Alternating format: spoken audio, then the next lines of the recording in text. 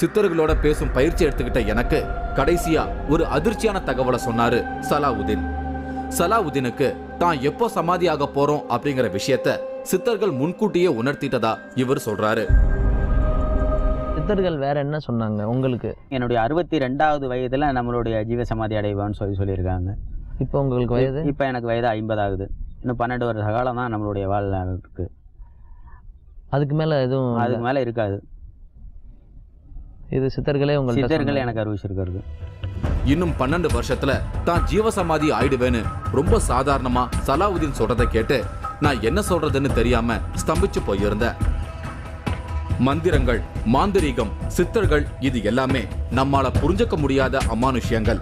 அதனால தான் அதையெல்லாம் இன்னைய வரைக்கும் ரகசியமாவே வச்சிருந்தாங்க. ஆனா சலாவுதீன் மாதிரியான ஒருத்தர் ஒரு புதிரை விடுவிக்கிற மாதிரி பலருக்கும் இந்த ரகசியங்களை சொல்லி கொடுக்கறதே வித்தியாசமான முயற்சியா தான் எனக்கு தோணுது.